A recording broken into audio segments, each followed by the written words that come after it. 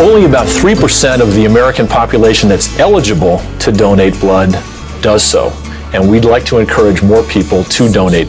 Do something amazing is the slogan of the blood donation service. It ought to read, do something amazing unless you're a gay man. Now there's renewed debates on World Blood Donor Day on whether people like gay men are being discriminated against. All morning long, we've been telling you about men in the gay community here in Kansas City wanting to donate blood. If a man has had sex with another man even once since 1977, he cannot be a donor. Now that ban states that men who have had sex with men after 1977 are not able to donate blood. A lot of MSN individuals are gay men, and there's a stigma that's still attached in the general public that AIDS is a gay disease. It's a form of discrimination, and that's not okay. We are watching, and we are concerned with artificially limiting our blood supply. United Blood Services Center Manager Rich Larkham says they are the only blood supplier for 72 hospitals in the region and can use all the blood donors they can get.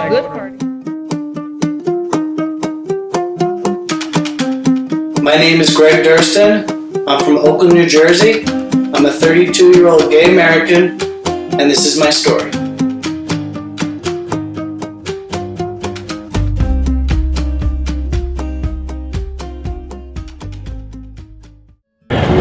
(1977) That's a long time ago. Yes. I'm not aware of that. There's a ban. I had no idea. What the fuck? Government? Okay. I am not, but I don't feel comfortable discussing the subject, though. Is this a ban throughout the country or just in certain states? Where are gay men going to get blood then? Can't get blood? I assume so few people know this. In New York? In the United States. Did you know that? No, it's not true. It's a falsehood. They're just doing to get a premise. They don't ask your what side of the fence you're on. There's a question on there asking if you're a man, have you had sex with another man since 1977? And if so, you're not permitted to donate because of the assumption that you could have HIV.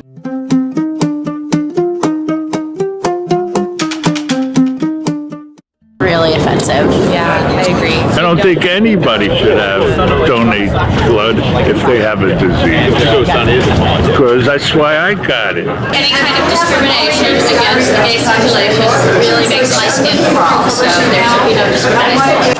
Well, I guess I just don't understand how these big organizations like the Red Cross make this big public outcry for life-saving blood during Katrina, during Sandy, during any kind of natural disasters, and then will discriminate against such life-saving blood simply because it came from a gay man.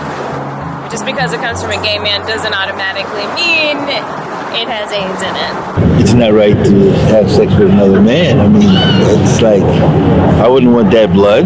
That's like, duh. You'd have a fear of getting... nasty. It's kind of barbaric to sort of just wholesale dismiss for doing something like holding blood. It seems so basic, and apparently it's not.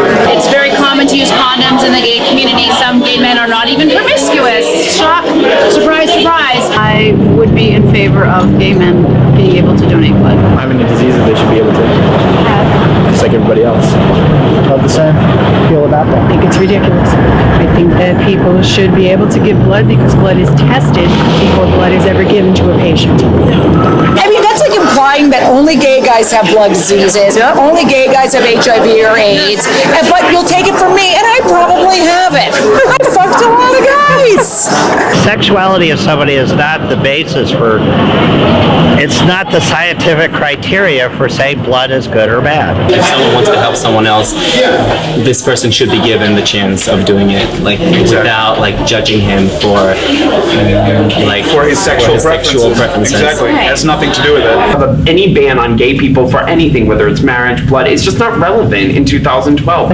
It's an excuse to express prejudices. I feel that there's probably enough safety measures for testing the blood so that anybody should be able to donate, and then science can determine whether the blood is clean and able to be used. If you can marry, why can't you give blood, Homosexuals should do this because they have a lot of HIV. If they've got the HIV, then they shouldn't be able. But if they don't have it, they got to be able to. Right. Okay. See, that's discrimination. That right there should be a lawsuit. It's a medical question, and needs a medical answer. If there's a way to tell that the blood is clean, then there's no reason not to use it. If there's any doubt or any concern, then it probably shouldn't be used, whether it's gay, straight, drug addict. I mean, blood is a lifeline. The blood has to be tested. So whether you're straight, bisexual, gay, or whatever, that's not the issue. And you said that you're a nurse. I am a nurse here in New York City? Yes, I am.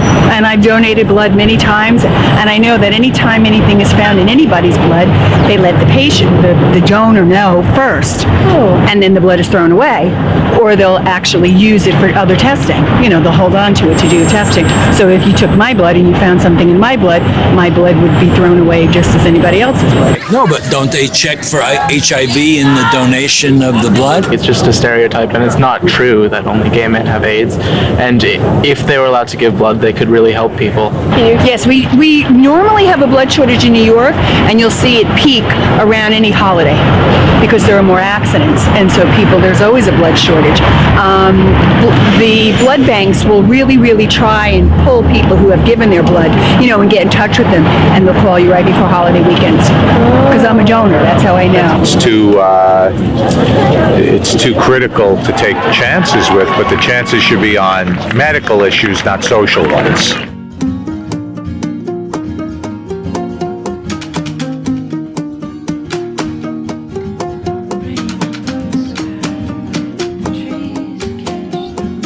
Moved out to New York when New York was one of the most dangerous cities on the planet. I ended up moving into one of the most dangerous neighborhoods in the most dangerous city on the planet. And just so that I could live my life, just so that because I couldn't be gay where I came from in the Midwest. And I had to go through all of that just to be able to be true to myself. And but I went wild, Yeah. And so I knew I had contacted it. I was certain I had. And so when I got the results back and they said, "Oh, that's negative," I was like, "Is that good or bad?" Yeah. And they said, "Oh no, that's good." And I was like, "Are you sure? You want to retest? What?"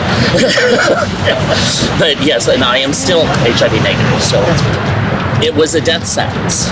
If you got HIV, it would have to go from HIV into ART, which is an AIDS-related complex, and from that into full-blown AIDS. And basically, within 6 months of contracting it, you died a skeleton. And I saw many people die a skeleton. And you don't forget that. And nowadays, everybody thinks that, oh, well, if I get HIV, I'll just, take the cocktail, which is a handful of pills at night. But that's forever. You don't, why burden yourself with that if you can avoid it? And is my thinking. But yeah. And the fact that people have been living with it for 20 years now is miraculous. Yeah. And it does seem to be somewhat under control, but if everybody has to take personal responsibility to prevent the spread of it. It's remarkable how little restrictions here and there that the gay community has seen and has experienced. And endured. Yeah. Yes, Yeah. And it's time for change. Yeah.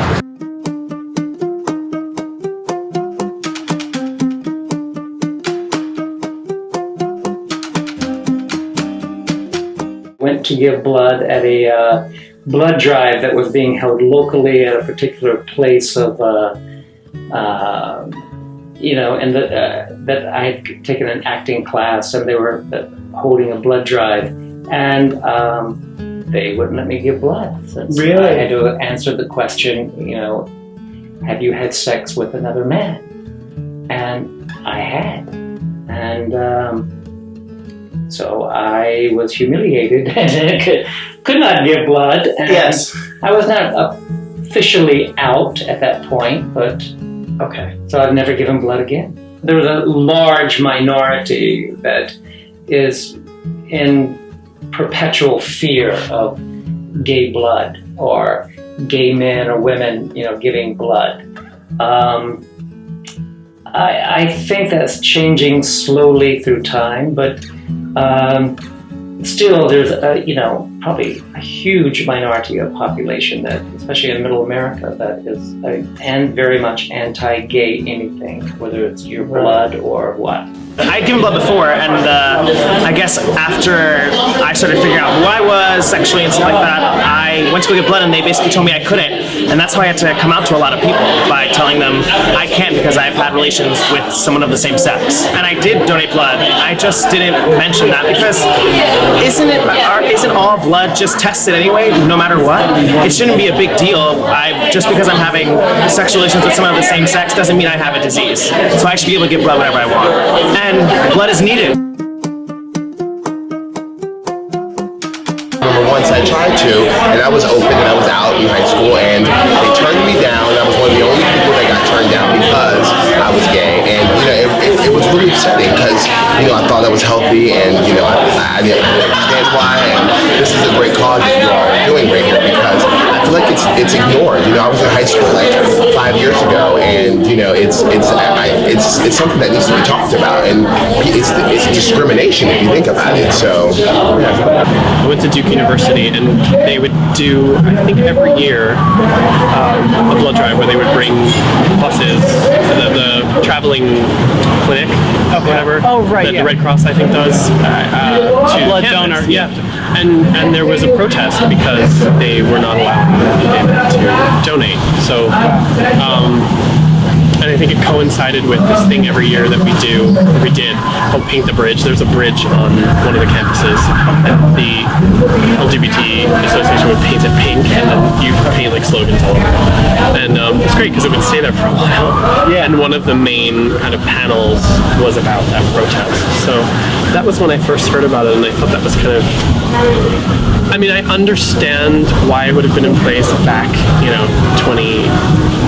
In the early, mid-80s. 35 years ago? 30 years ago? Right? Whatever, I can't even think of what year it is, but I don't understand why that's the case now, especially since they check, they test all the blood, and plenty of straight people are HIV positive, and plenty of straight people are promiscuous, and there's nothing wrong with that, but it does make you high risk, so why is it okay for a straight person who might be at high risk to donate blood, but not a gay person? It's related, I think, to the issue of people being ignorant about this particular law. That I'm a little tired of lazy thinkers, and I appreciate when people take the time to investigate issues like this and relate to gay people and why they might question a politician or a law that calls their rights into question. I've had an argument with a friend not too long ago who couldn't understand why I would place my civil rights with respect to DOMA over the economy, and I thought the economy is going to get good, going to get bad or improve no matter what. My civil rights are an issue, and I need to know that whoever's working for me has that in mind. And this issue is related to that. When I was younger, I've always been a blood donor, and I feel a bit shunned, actually, that I'm not able to contribute to people who are in need. And I find it fascinating that I can be a bone marrow donor, which I am, but I cannot donate blood. And I find that very upsetting and disturbing. I do have a partner who is on an organ transplant donor in need of a donor. And he has a very rare blood type. And I think that to tell people that they can't donate or to refuse to accept donations is downright simple. It's amazing that the issue is not out there as much, and I'm surprised that there's still so many people that don't know about it. What interests me is, as I was asking before we were talking earlier, is how do they know you're gay? Right. Well, what happens is that there is a questionnaire, just to give you a little bit of facts, there's a questionnaire. I'm gay. Well, you can't donate blood. Well, there's a specific. Let me come back in. Yeah. I'm not gay. Hold on. I'm not gay. Let me bring my fake girl. I'd like to give blood. You said you were gay earlier. We won't let you. I'm a lesbian. I've donated blood. I've donated blood 8, 9, 10 times. I've never had a problem. They've never told me you're a lesbian. I don't want your blood. But a gay man can walk in, and if he's obviously gay, they want to discriminate against him. You're like, what is the problem? They don't ask women, are you a lesbian? When a guy comes in with mascara, it's like, excuse me. So before we take your life-saving blood, okay? Because like, what's with the makeup? That's ridiculous. In a world like this that needs as much blood as it does need, because Lord knows we need a lot nowadays. Take it where you can find it as long as it's healthy. Not every gay man has disease. It's not every gay man has AIDS.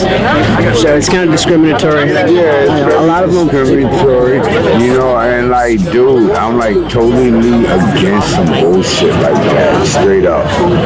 Really. I have a lot of gay male friends that are perfectly healthy. I mean, they're in the health field, and they would like to donate blood, and when they get turned down, they don't understand. It's like blood's needed. You should take it where you can find it. As long as it's healthy blood, take it. I don't see anybody saying, I don't want his blood because he's gay, and I need blood. It's like, please, I'll take all of it you can give me, Why would your preferences in life want to stop life? That's crazy. Your preferences shouldn't have anything to do with saving someone's life. I am here outside Christopher Park, across the street from the Stonewall Inn, where the famous 1969 riot happened that inspired the modern-day gay revolution. I'm gay. Okay.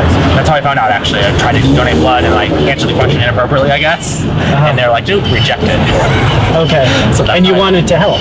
Yeah. I used to give blood, and then one day I answered the question when I got to a certain age, and the answer changed for one of the questions, and I was like, no, I can't do it. The woman was pretty frank about it. She was like, gay people can't give blood, so sorry. And this came up in the interview process then, after you handed in the paper? Yeah, they filled out the form and paperwork, and they said that couldn't do it because they answered the way I answered the questions. Okay, and then what'd you say? I'm curious. I was like, really? Why? And she's like, oh, well, it's just the way the regulations are that we can't accept your blood. I mean, she wasn't rude about it, but at the same time, it's kind of rude when someone's there to donate, you go through the whole process, and then they're like, oh, never mind, yours isn't good enough. Or we can't take yours. And so you leave there feeling like, okay, what's wrong with mine? I think your sexual preference has to do with anything if it's helping someone out, or saving someone's life. I think that's insane. I didn't know that. It's so weird. It's so weird. I need to pass that on. I have no idea. It's insane. But I do know a lot of people who are gay and donate blood anyway because they're passionate about helping people, and they know that especially with disasters that are happening, everything, there's always an immense need for blood and blood donations. So they'll just go and lie. They don't care. For them, they know it'll be tested. They know they're HIV negative, and they want to help, and they're not going to let some outdated law stand in their way. I think it's kind of ridiculous. I think it's extremely outdated, and I feel like it's probably a really politically tense sort of situation because there's really no reason why it should exist anymore. I mean, everyone knows they test the blood no matter what. It's based on your word. You can just lie and say you're straight and no one will know any better. There's no test for being gay, so how can you verify it? So it makes no sense that it's a rule at all because it's completely unenforceable. It's based on a weird sort of honor system and clearly reflects a time when you couldn't test the blood, which they do automatically to all blood anyway. So really, it just comes across as very strange to me, almost like laughable. I think the face of HIV and AIDS is a much older face. People are much more used to the people who got it in the the 80s and everything, and everyone has a sort of impervious psychology going on. I mean, everyone I know still engages in safe sex. I mean, if you look in Africa and everything, the HIV rates are soaring through the roof. It has nothing to do with homosexuality at all. all. It's just a very outmoded sort of sense that, oh, gay men and HIV and AIDS from like the 80s and everything else, people just think of them as a much more promiscuous culture. Men in general are just more promiscuous, whether you're straight or gay. You know, I am a big believer in the fact that men are more promiscuous in general. So I don't really think that homosexuality necessarily equates to being at a higher risk for any sort of STD than being a young straight man who's also like playing about in New York and with models and or you know in high school or college or whatever. I mean, you know, when I was in college, it's a very gay college now, but it wasn't when I was there 10 years ago. And I mean, all the straight guys I knew were huge sluts. I mean, like they were like getting with this girl and that girl and that girl and that girl. And I had a boyfriend for 4 years and we were completely monogamous at that time. So, I mean, I don't necessarily think at all that homosexuality has anything to do with any sort of higher risk. There is no lifetime ban on a woman who's been with a man who's been with a man. Would you consider her at the same risk? Yeah, duh. Yeah. I mean, if anything, straight people are having much more unprotected sex than gay people. I mean, I don't think there's any question about that. Right. I mean, girls take the pill so they can get fucked without condoms. I mean, there's no question. Like, that's why they do it. My boyfriend, Andres, he is my support system. Ever since I started this project, I've been constantly going on the internet to find out what's going on with the ban on gay blood donation.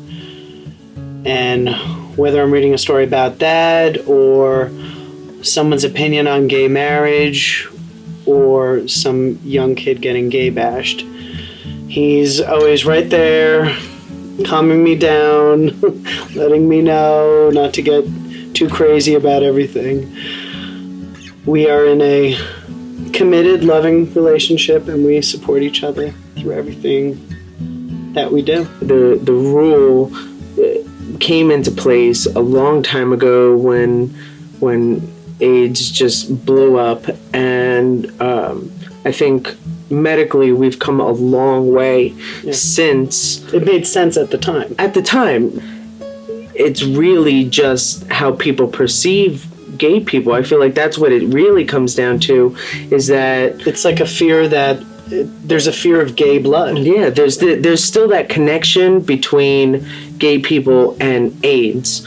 It's 2012 and we're not that picture that people paint of us.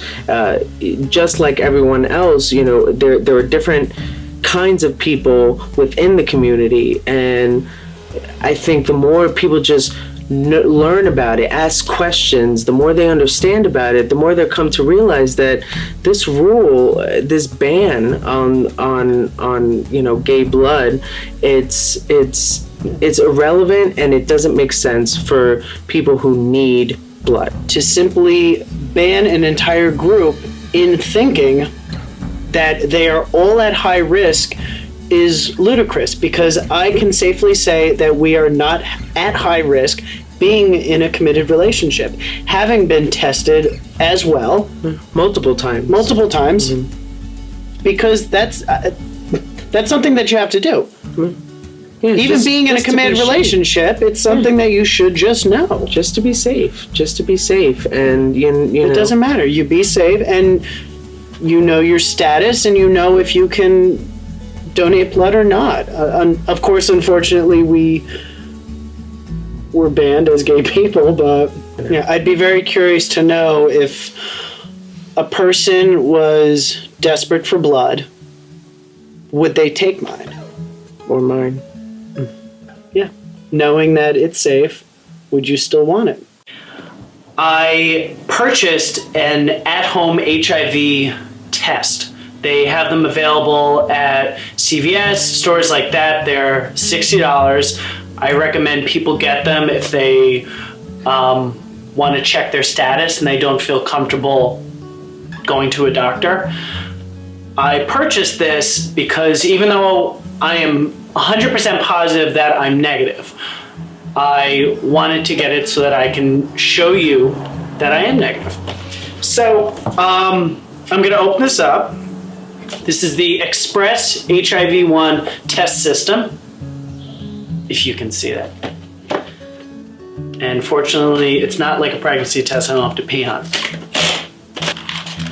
So the first thing I have to do for your viewing pleasure is to collect my sample.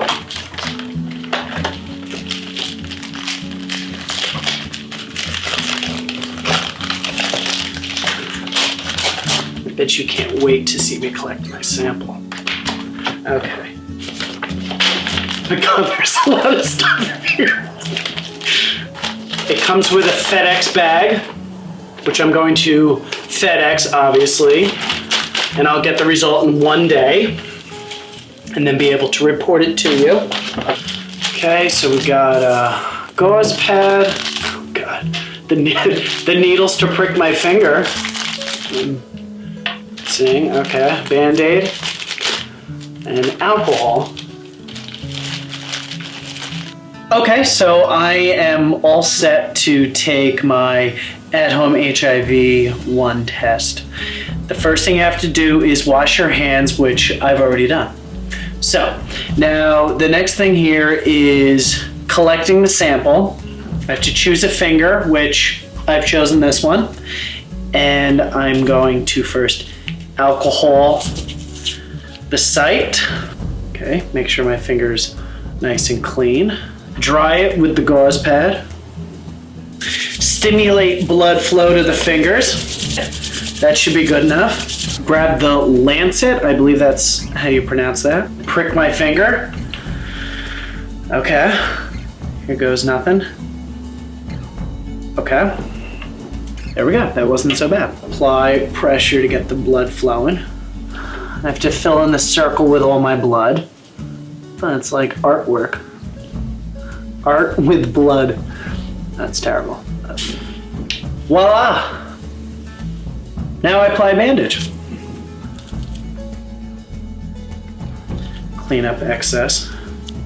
There we go. And I just took an at-home HIV-1 test. And from here, I have to send the blood in, and then I'll be able to call within 24 hours and get my results. So I know it's going to be negative, but like I said, I did this for you. We know now that it's actually African American women who are getting HIV more than anyone else in the world right now. So I think it's really important that we begin to educate folks about how AIDS is transmitted and that it's not just a gay thing, that it's something that anyone can get. I just think, I think it's really important to educate ourselves about people who might be different. As a trans woman, I experience people who have so many stereotypes. I mean, folks often assume that trans women too are, carrying HIV disproportionately in relationship to everybody else. So I think it's really important that we educate ourselves about how AIDS is transmitted and learn how to protect ourselves and just get to know people as human beings and not carry around these sort of misconceptions about who we think people are. I mean, it's like out of the dark ages. This is like stunning information to me, and it's wrong. It's so wrong because all the blood is tested, everything's tested. I mean, straight people have diseases too. I mean, everybody. The whole blood is tested. So this is an insane law, and it really hurts people when they need blood.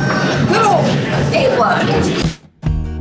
After September 11, 2001, a lot of people went out to donate blood because, of course, everybody wanted to do what they could to help. And what ended up happening was the blood that could be used was used.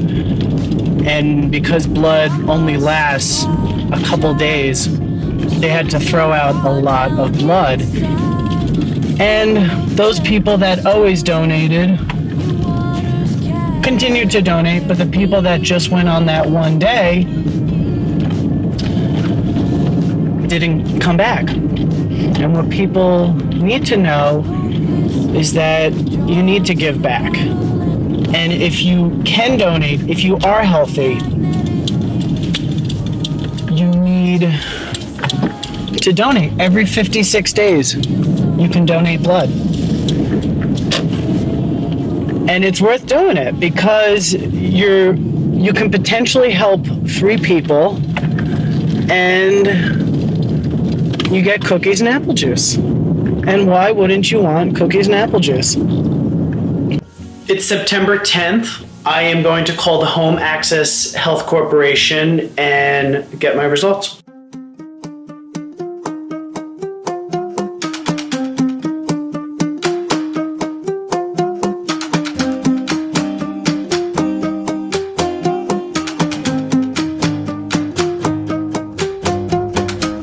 I'm good. I'm negative. So I decided that it would be appropriate to get full blood work done and get everything tested because the at-home HIV test was only able to test for HIV-1. So I wanted to get everything tested so that I could show you that I'm negative all across the board. So I am in Oakland, New Jersey right now, and I am about to get some blood taken, and I'll get the results in a few days. Good first.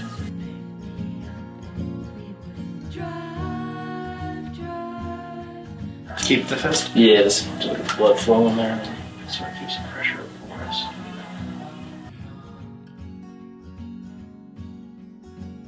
Okay, release your fist. Hard part's over. Usually it's like, well, they'll move it around, people don't have too much of an issue. So my doctor called me this morning. He has my results. So I'm gonna go find out what they are.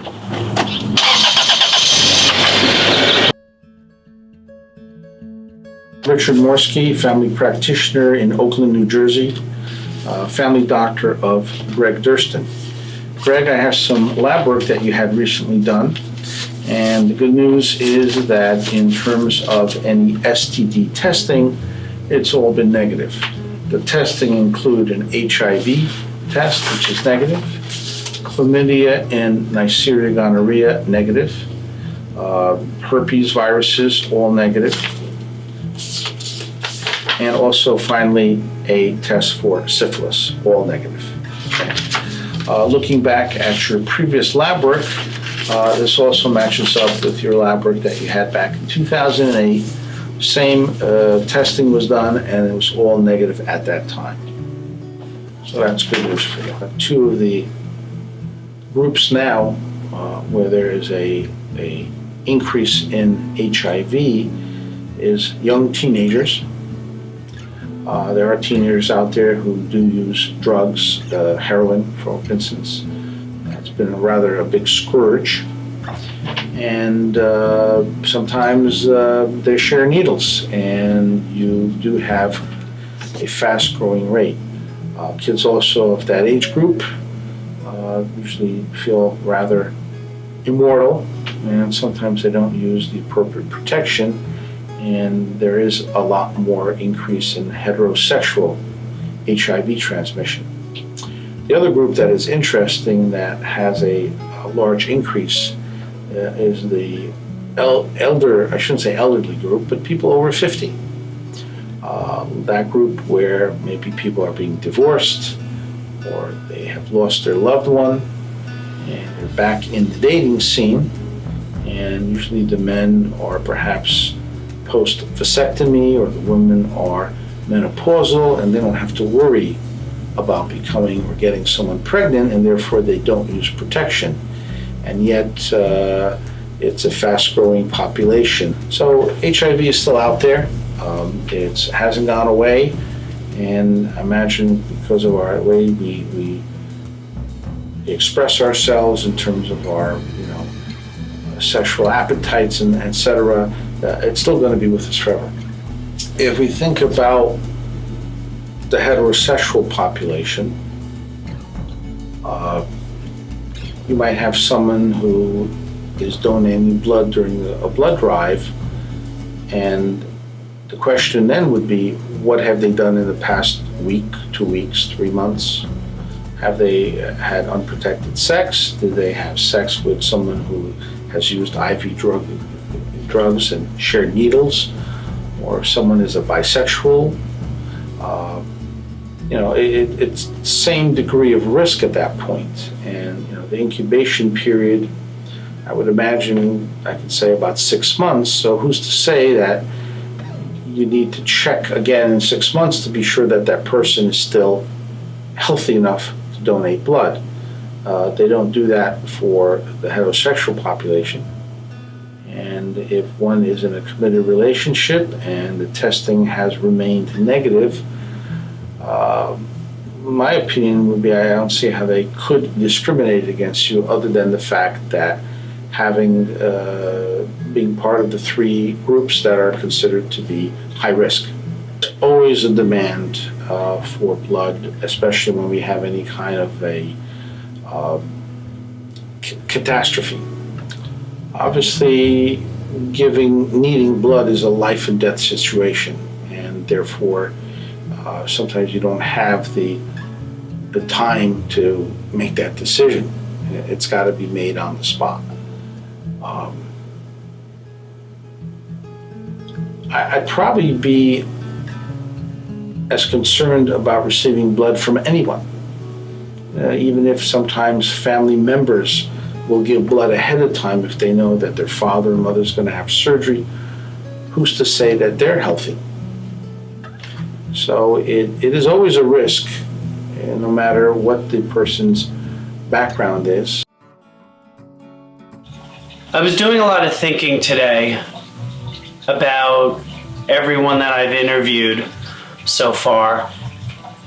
And after getting tested and speaking with my doctor, it's hard for me as a person who generally likes to help people in times of need to not go and donate blood. And I think I need to put aside this outdated policy and this stigma on gay men and do what I feel is right. I found out my results, you saw my results from my doctor, and I feel like I lead a low-risk lifestyle.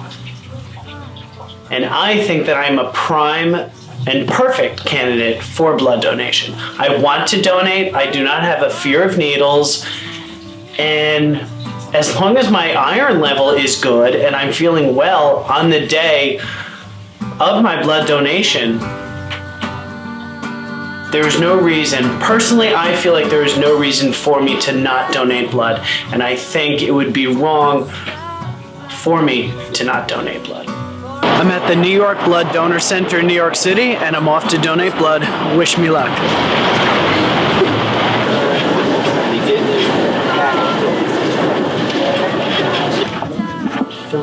Because I'm doing a documentary about the importance of blood donation, and I'm wondering if that's okay.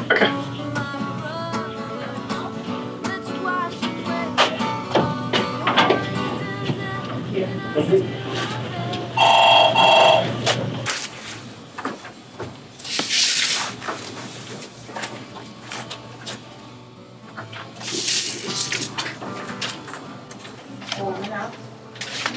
Wow, you think so, Louise?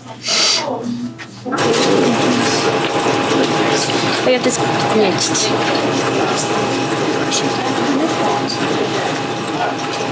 How do you feel? Tired. They uncovered a very serious problem that threatened the lives of both mothers. So big. It can't be because of their exchange policy. I'm Greg Durston, and I gave blood today. All the nurses, the staff there, they're wonderful. If I was to say that I'm gay, they most likely would have not allowed me to give today. And being that I know that my blood is clean, and this is my second time donating now, I see no reason for them to not take it, which is the reason why I have to, unfortunately, lie. I would never put the blood supply in danger. I think it would be a horrible thing to do.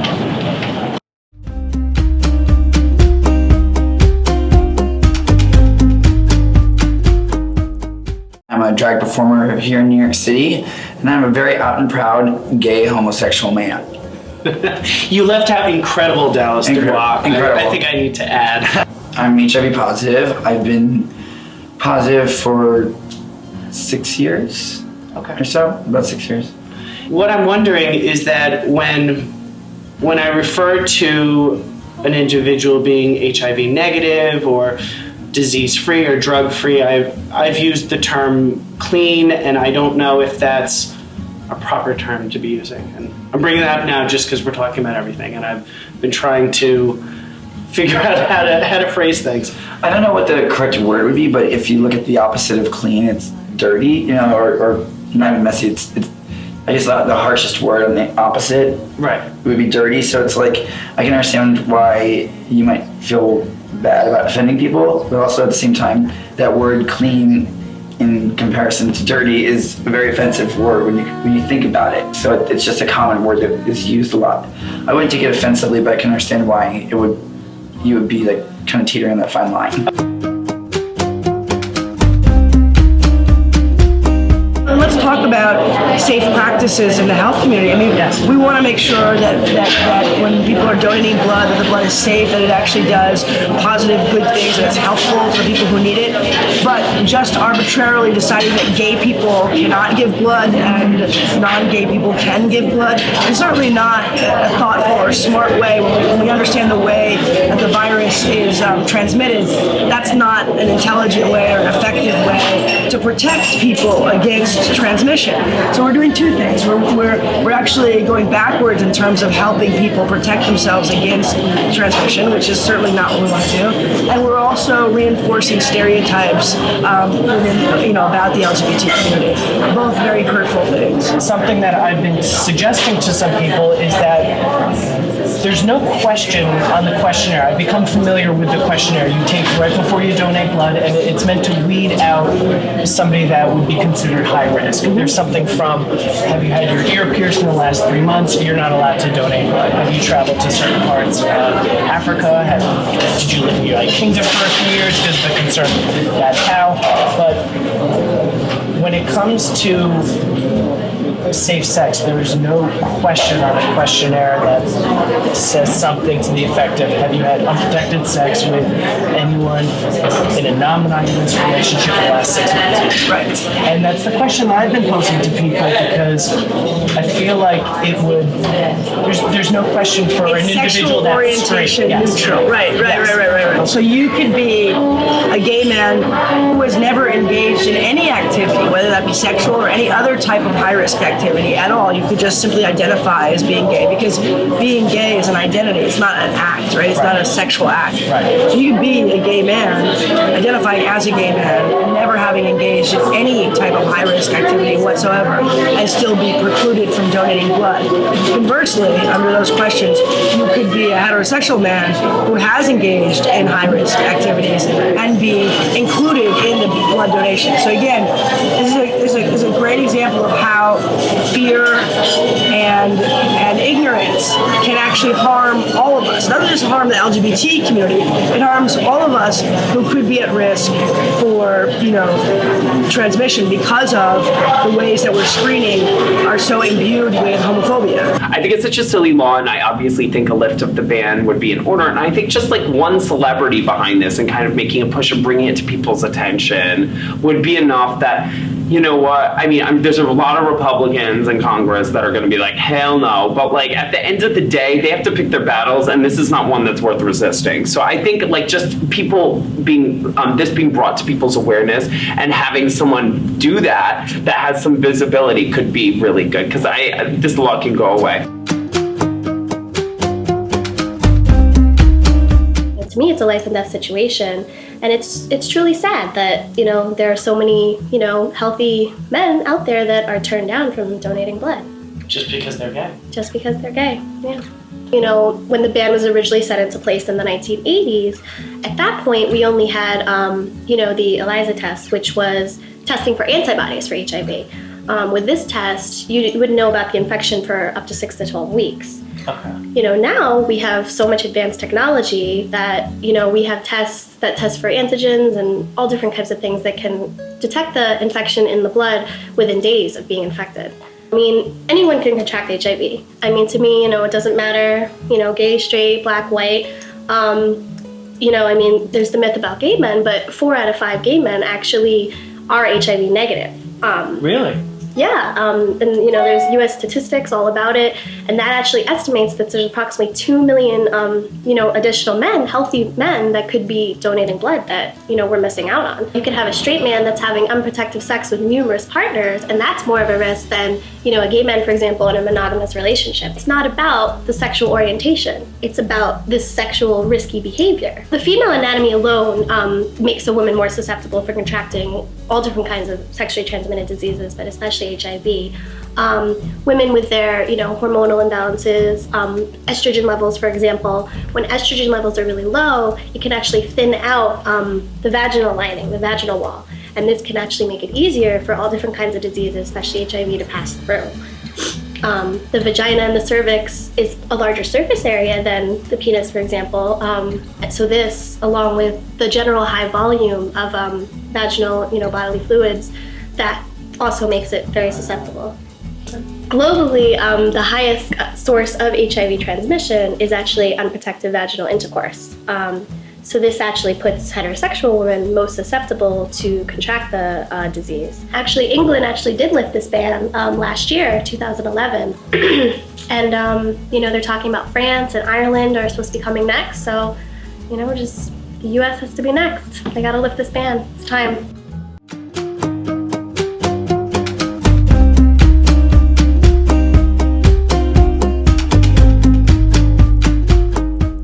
Was my first time donating platelets.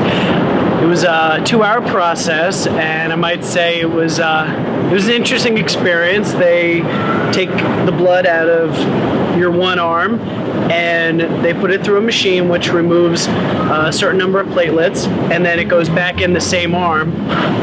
Unlike donating blood, I don't feel really that tired afterwards, and like I have in the past, I'm very happy that I'm doing this, and I think the staff is incredible, and I think everyone that goes in that door that donates is a wonderful person. I'm learning a lot doing this project, and I guess there are certain things I'm discovering that I didn't expect to realize.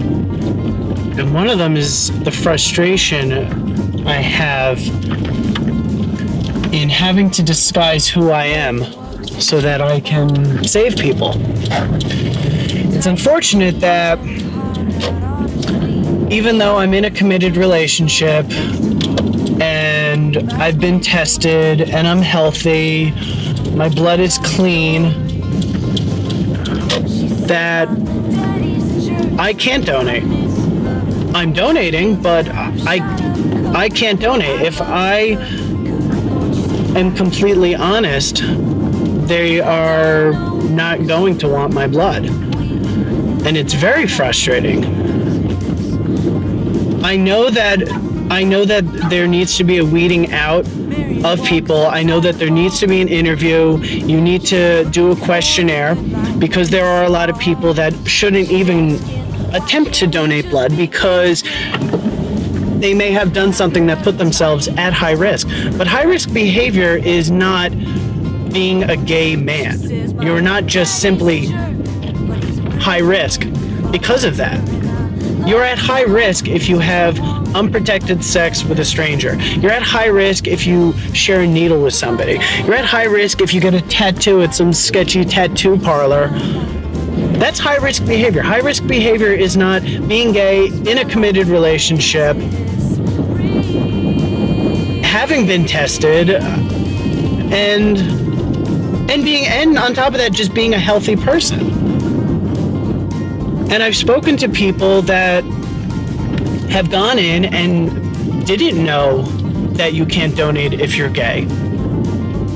And they've been turned down, and of course they were upset because they wanted to help somebody. And it just brings back all those old feelings of realizing you're gay and coming out to your family and coming out to your friends and accepting yourself, and then you just get thrown back into your spot because it's like, you're gay. We still don't want you. You're healthy, fine, you're in a committed relationship, you're in a loving relationship, but no. We don't want your blood because you're high risk. And I'm far from high risk.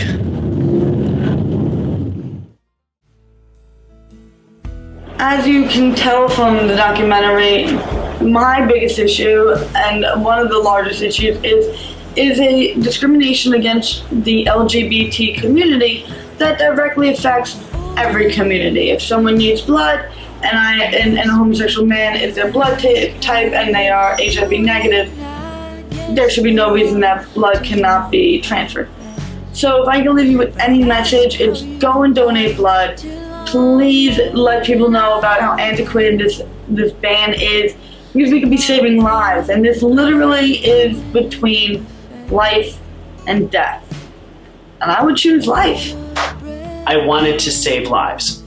And if everything I donated was used, then I've saved over a dozen lives. What is more important?